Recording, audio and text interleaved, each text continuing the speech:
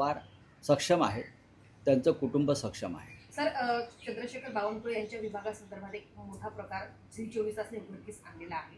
पिंपरी चिंचवडमध्ये 16 एकरची जमीन भाजपच्या कार्यकर्त्यांनी 2025 मध्ये खरेदी केलेली होती. पीडीआर देताना महसूल विभागाने त्यांच्या कंपनीवरती खैरात केल्याचं नाही, मेहरबानीवरच हे राज्य चाललेलं आहे ना. खैरात ही सुरूच आहे. गौतम अडाणीवर खैरात, बिल्डरांवर खैरात. पार्थ पवार यांचं एक प्रकरण मध्यंतरी समोर आलं.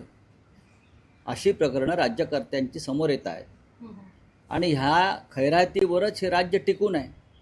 त्या खैरातीच्या बदल्यात भारतीय जनता पक्षाला काय मिळतं आहे? Return gift. त्या रिटर्न गिफ्टवर निवडणुका लढवल्या जातात. पुणे आणि पिंपरी चिंचवडमध्ये अशा प्रकारे जमिनींची आणि सवलतींची खैरात सरकारकडून कायम सातत्यानं होते. जवळपास 155 कोटी मी पाहिलाय तो विषय. तर काय नक्की कारवाई केली पाहिजे? कारवाई काय केली पाहिजे म्हणजे बघा, चंद्रशेखर बावनकुळे यांच्या बाबतीमध्ये अशा तक्रारी आणि असे आरोप वारंवार होत आहेत. आता मुख्यमंत्र्यांनी मगाशी ज्या तपास यंत्रणेच्या गोष्टी केल्या, विश्वास ठेवा, तुमच्यावरती कसा विश्वास ठेवायचा? नाही ठेवता येत. रावसाहेब, एकत्रीकरणाचा विषय आहे. आज खरं तर 12 फेब्रुवारी या दिवशी रोहित पवार पत्रकार परिषद घेऊन राजकीय विषयावर, विशेषतः एकत्रीकरण दोन्ही गटांचं बोलू द्या ना, त्यांचा विषय आहे ना. मग पण आजची पत्रकार परिषद त्यांनी पुढे ढकलली. त्यांचं असं म्हणणं आहे की अपघाताची चौकशी आणि त्यामध्ये मुद्दे जे आम्ही उपस्थित केले ते सध्या महत्वाचे आहे. पण एकत्रीकरण हा जो विषय आहे, एका बाजूला 17 तारखेला शरद पवारांच्या पक्षाने बैठक बोलावलेली आहे. काय वाटतं? काल मुंबई महानगरपालिकेत महापौरांनी काय पदभार स्वीकारला. आणि तो पदभार स्वीकारताना याच देही याची डोळी पाहण्यासाठी राज्याचे मुख्यमंत्री, उपमुख्यमंत्री आणि त्यांचा संपूर्ण लवाजवा महापालिकेत उपस्थित होता.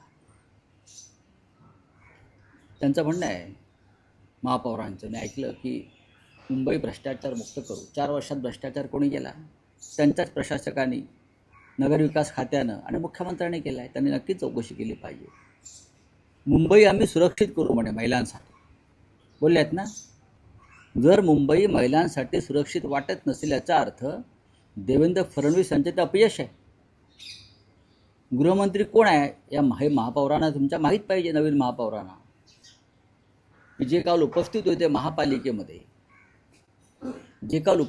महापालिकेमध्ये, गृहमंत्री, त्यांची जबाबदारी आहे मुंबई सुरक्षित ठेवणं आणि करणं आणि महिलांना सुरक्षा देणं.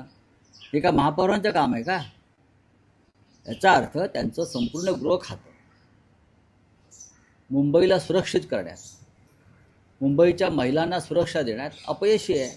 आणि त्याच्याबद्दल मुंबईच्या महापौरांनी गृहमंत्र्याच्या दालनाबाहेर जाऊन ठाण मांडलं पाहिजे, ठिय्या आंदोलन केलं पाहिजे. कामं करा तुम्ही. मुंबईच्या विकासाची दृष्टी तुमच्याकडे असेल तर तुम्ही करा, जसे तिकडे मोदी म्हणतात 70 वर्षात काँग्रेसने काय केलं, तसं इथे हे म्हणतायत. या मुंबईचा चेहरा मोहरा बदलण्याचं काम सातत्यानं शिवसेनेनं केलं. हा चेहरा मोहरा मराठी असावा आणि त्याला विकासाची दृष्टी असावी, हे काम शिवसेनेनं केलेलं आहे. असली शिवसेनेनं, काल तिथं उपस्थित असलेल्या डुप्लिकेट शिवसेनेनं नाही. त्याच्यामुळेच काल मला आश्चर्य वाटलं की महापालिकेत येताना मोदीच्या घोषणा कसल्या देत आहे? काय संबंध काय? नशीब अडाणी घोषणा दिल्या नाही.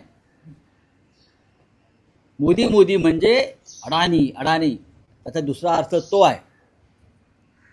ही मुंबई मराठी माणसाची आहे. छत्रपती शिवाजी महाराजांच्या प्रेरणेतून शिवसेना स्थापन केली, त्या बाळासाहेब ठाकरेंची आहे.